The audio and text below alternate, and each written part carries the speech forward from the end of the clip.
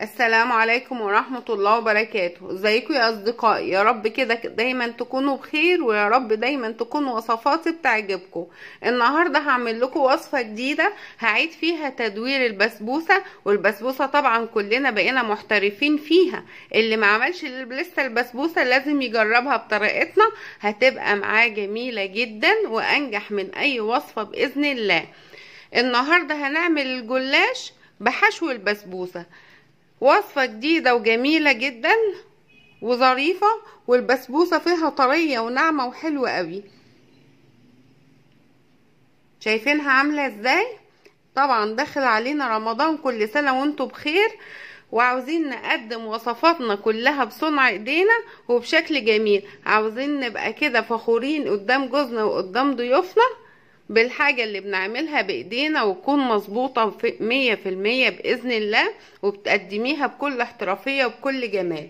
شايفينها؟ انا عاوزة بس اوريها لكم شكلها ازاي. شايفين نقدمها بطريقة شيك وحلوة ازاي؟ شايفين البسبوسة طرية، طبقات الجلاش فيها ازاي مورقة، ما شاء الله جميلة جدا. يلا بقى بينا كده على المقادير ونعرف عملنا دي ازاي. بس قبل ما نروح على المقادير، عاوزاكم دايما تدعموا قناتي باللايك والشير وتفعيل الجرس عشان يوصل لكم كل جديد. يلا بينا. الجلاش بقى اللي محشي بسبوسة، دي اي بسبوسة عندي، كانت بسبوسة بالقشطة وبسبوسة عادي بالمكسرات. تفركيها كده كويس قوي،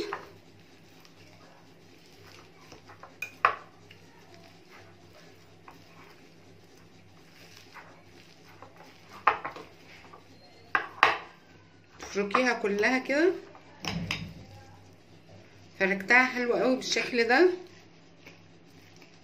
دي كانت بواقي عندي، وده برضو حاجة فكرة جديدة عشان لو انت عندك بواقي حاجات من دي وعاوزة تستغليها بطريقة تانية وبطعم تاني وبنكهة تانية. تجيب ورقة جلاش،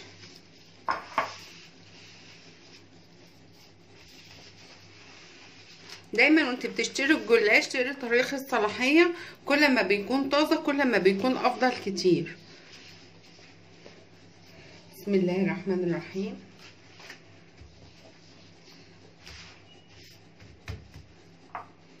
تاخدي برضو تحطي كده نفس فكرة الكنافة، حشو الكنافة، بس هنا بقى بتقللي شوية الحشو، يعني ما تحطيش كتير، خليها شوية اقل يعني.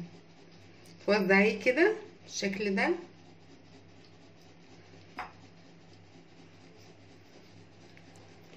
توزعها توزيعة حلوة. تدهني السمنة كويس،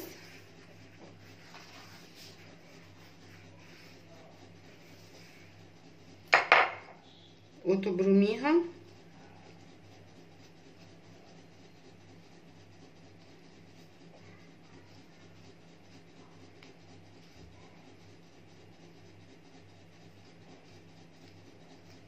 هنا بقى مع البسبوسة اخدتها ورقتين من البقلاوة، من ورق الجلاش يعني. شايفيلي قوي كده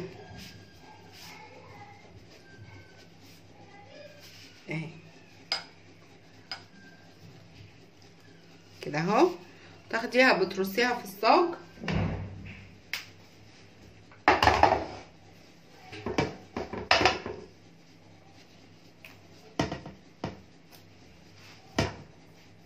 تخلصي كل الكمية بالشكل ده.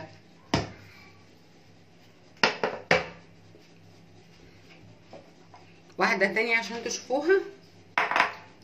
بسم الله. تدهني اول طبقة اللي دهنتها، ما دهنتش الاتنين. ممكن طبعا تدهني الاتنين مفيش مشكلة، بس انا دهنت اول طبقة دهنتها كويس، ولسه هحط على الوش فهتبقى حلوة. توزعها حلو، توزعي بقى كده البسبوسة كده اهو. البسبوسة طبعا انتوا عارفين بتبقى طرية قوي كده اهي.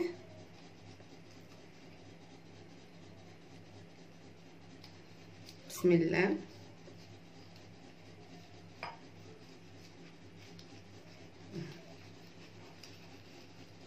ليه بقى انا حطيت هنا طبقتين؟ عشان تحمل بسبوسه شويه، علشان البسبوسه طبعا فيها السيرب بتاعها، فانا مش عاوزاها تتحمص قوي من جوه، مش عاوزه يطولها تحميص شديد من جوه، فعشان كده خليت دول طبقتين عشان تبقى من جوه حلوه وطعمها حلو وما تبقاش اتحرقت، لان هي فعلا مستويه سوا كامل ومتحمصه كمان وفيها العسل بتاعها اهي. نلفها بالشكل ده ونحطها في الصاج، نخلص كل الكميه بالشكل ده واقول لكم في الاخر هنعمل ايه.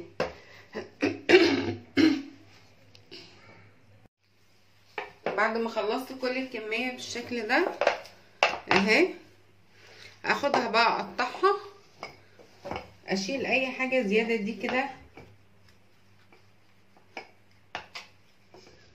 اشيلها اتخلص منها واقطعها بقى حسب التقطيعه اللي انت عاوزاها. ممكن تقطعيها كده على الحجم ده، ممكن صغيره زي ما انت عاوزه، انا بخليها كده متوسطه.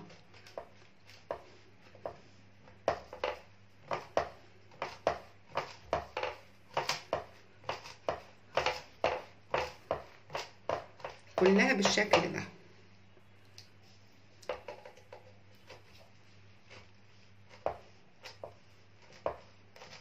تديني احجام بقى حلوه متساويه.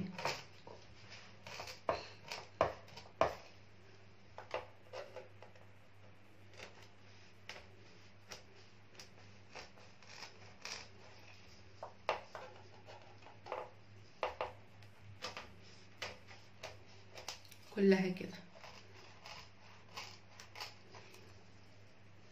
وهنا برضو اظبطها واللي في الاخر ده مش مشكله.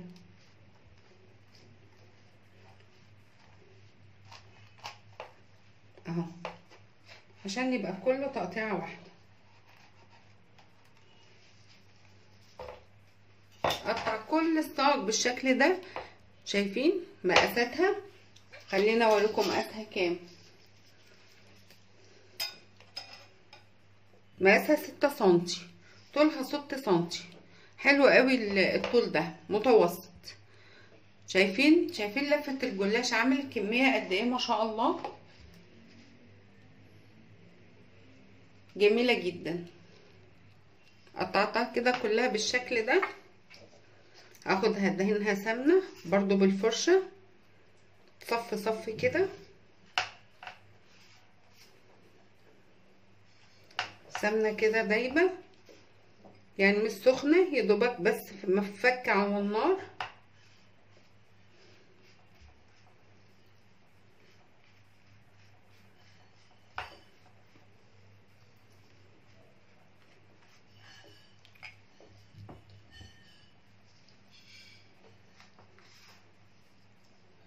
كلها بالشكل ده.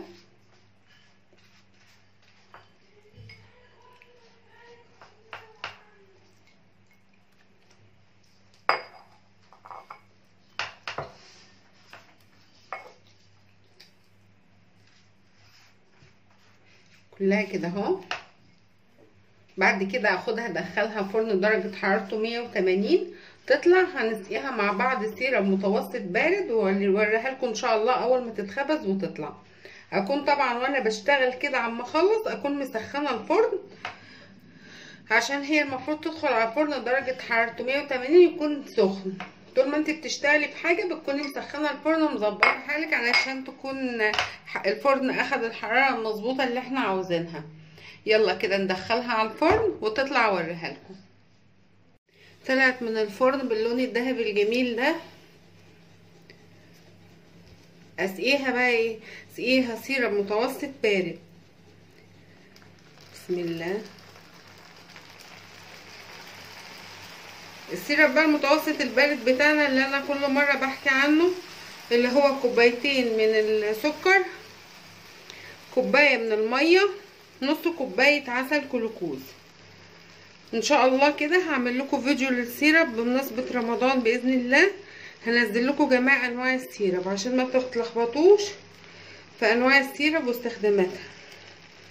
وبرده انا كل مره بشرح ده هنستخدم فيه سيرب نوع ايه، كل حاجه بقول، بس هو معظم الوصفات بيمشي معاها سيرب المتوسط.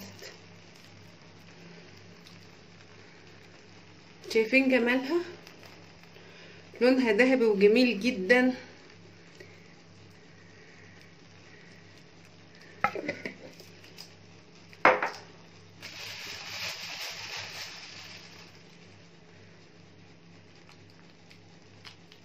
رشه كده بقى من المكسرات او زي ما انت عاوزه او لا. قلنا الجرنش ده حسب ما انت عاوزه وحسب ذوقك وحسب المتاح كمان.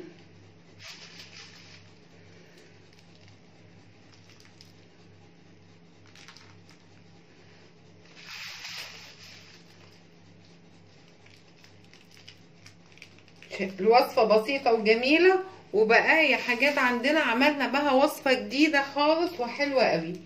عجبتكم الوصفه؟ لايك وشير وتفعيل الجرس عشان يوصلكوا كل جديد. نتقابل في وصفة جديدة بإذن الله، ويا رب كده تكون دايما وصفاتي بتعجبكم. يلا نتقابل في وصفة جديدة بإذن الله، والسلام عليكم ورحمة الله وبركاته.